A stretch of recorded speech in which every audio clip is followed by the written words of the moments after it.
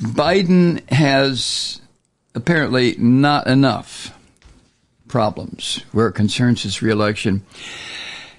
And, I've tried to stay away from saying what I'm about to say because I don't want to throw in the towel, so to speak, on, not so to speak. I don't want to throw in the towel completely on the idea of keeping representative government, a democratic republic in this country. But, folks, it's starting to look more and more as though that is exactly what's going to happen, that Trump, the orange Nazi, or the orange Jesus, depending on your religious point of view, I guess, it looks like the orange bastard is going to pull this out.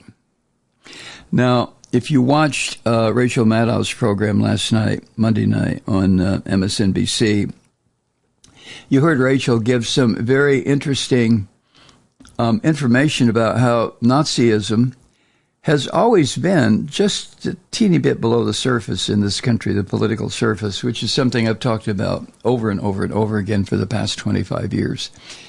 But Rachel, using all the resources of NBC, was able to present a very impressive audio and video presentation trying to show us, me, you, everybody, just how this sort of attitude, this pro-Nazi attitude, pro-fascist attitude in this country has been here for a long time. And it only took a sorry psychopath like Donald Trump to uncork it completely. And when he uncorked it, what he found was there are tens of millions of Americans who want, especially now, they want fascism. And, I noticed this in the polling.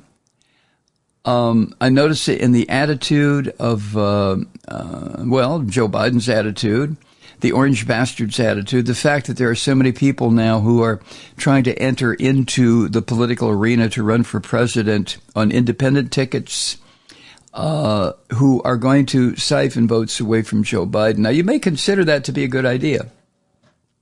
I've said repeatedly I have mixed feelings about Joe Biden, but as I have been in this position so many times, going all the way back to, the 2000 election, Gore and Bush Jr., it's always for me been, vote for the Democrat or you're opening the door to more problems than we could possibly imagine and the end of democracy. But this time it's for real. This time, it's really for real. And this is very worrisome to me. I don't want to declare that there's no way out of this. But you know as well as I do that things are not looking good right now. Now, granted, we're a year away from the election. I understand that. And in the political realm, things can change 180 degrees in the space of a day or two. But given the fact that Donald Jesus Trump has made it very clear to the American public, A, he doesn't give a fuck about the law. B, he cares not a bit about the Constitution. He is an anti-woman asshole. He is anti-Semitic. He is anti-gay folk. He is anti-everything that falls into that realm of being a fascist. If you're going to be a fascist, it's a one-man rule, and I hate that term strong man. Trump is not strong. He's a goddamn sissified bastard. But everything is indicating that the necessary building blocks to bring fascism finally to this country are present. And they are embodied in this crazy son of a bitch, Donald Trump. I hope for a miracle. And I'm not a believer in miracles. I mean, I really do believe that we create our own reality. And that's true with a nation with 330 million people. This is true with a nation as it is with an individual, isn't it? But the latest thing that has slammed up against Joe Biden, and I have no argument with the fact that it's well-deserved, is the broad disapproval that has come Biden's way because of the way he's handling this horror between the Israelis and the Palestinians. This was backed up the other day by a New York Times Siena College poll. And the part that is very worrisome to me is that younger Americans are far more critical than older voters of both Israel's conduct and of the administration's response to the war in Gaza. That would be Biden's response. Now, I don't disagree with the younger voters where they concern the criticism of Israel's conduct. I think what Israel has done and is doing, as I've said many times, is by our definition, the definitions that were laid out at the Nuremberg war crimes trials after World War II, Israel, Netanyahu, is guilty of war crimes, of just war crimes after war crimes after war crimes, and this attempt to erase the Palestinian people in Gaza. I understand how the younger voters feel. I feel the same way regarding that. But Biden, the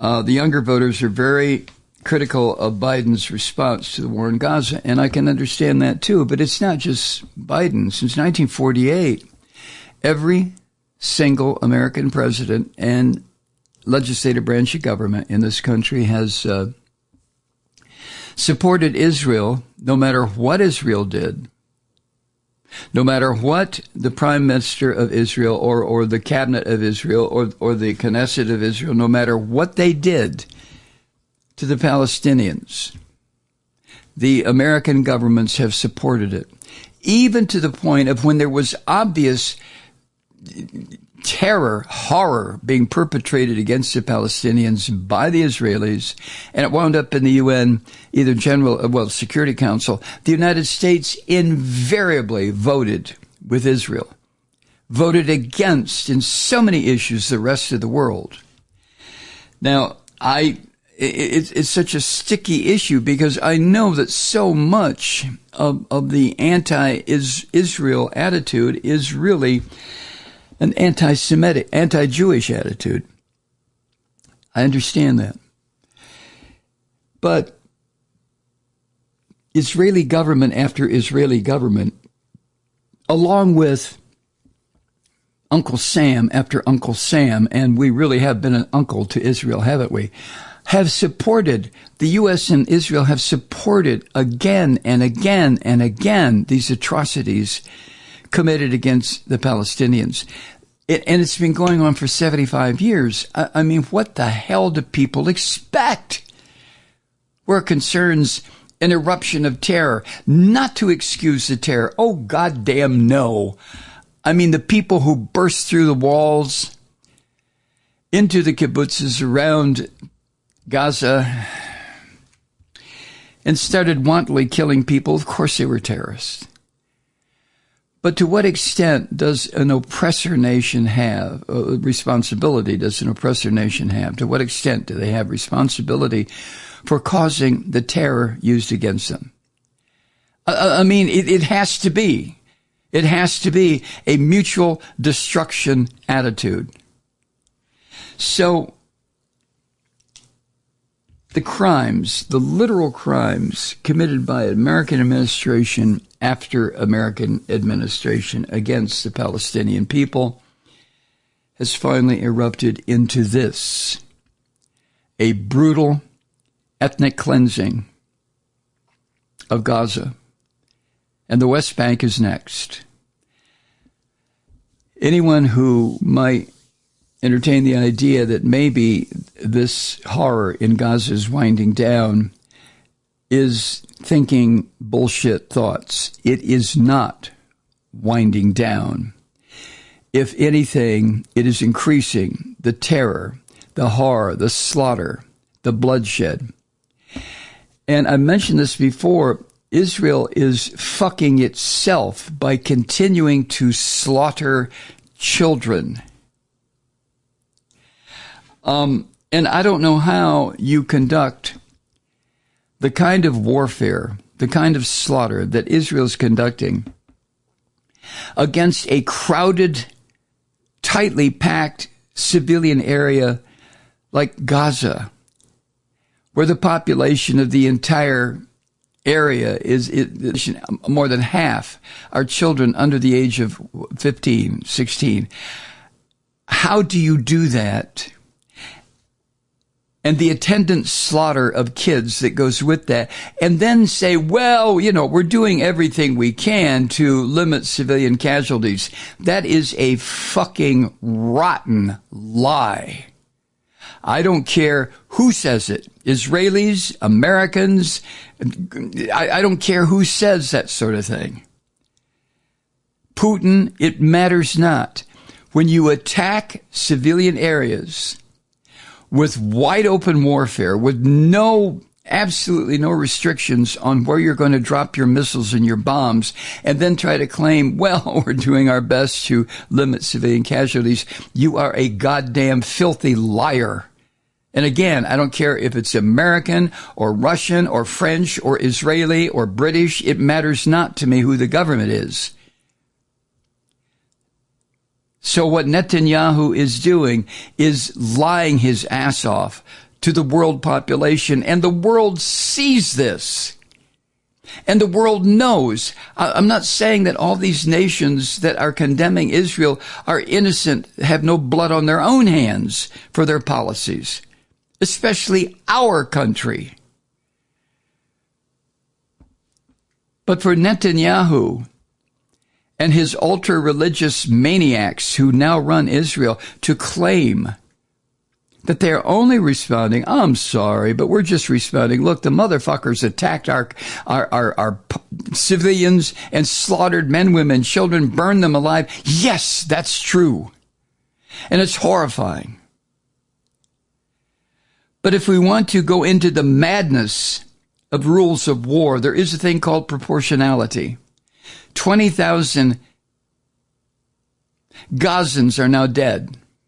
That's just the latest estimate, which is nearly 20 times the number of Israelis killed. And if we're going to talk the language of the insane, which is what I'm talking right now, does 20,000 not equal 1,500? Look, you got all those corpses, okay, in Gaza, and you have all these corpses over here in Israel. Corpses, dead people, children, babies, old people, dead corpses, piles of them. Can we not stop? Hi, Truth Seekers. Mike Malloy here. The Progressive Voices Network brings you commercial-free commentary from today's leading progressive radio hosts and pundits, like me, Mike Malloy, 24 hours a day. I'm not your typical old guy from the 80s or the 90s talk radio host, and Progressive Voices is not your typical talk radio network. It's a listener-supported nonprofit with no corporate control whatsoever over our broadcast. So hosts like me, Mike Malloy, are free to rant and scream and carry on about whatever we like. We're often controversial, but we're never boring. Weeknights, 9 p.m. in the East, 6 p.m. in the West on the Progressive Voices Network. Always progressive, always on. I'm Mike Malloy. Keep it lit.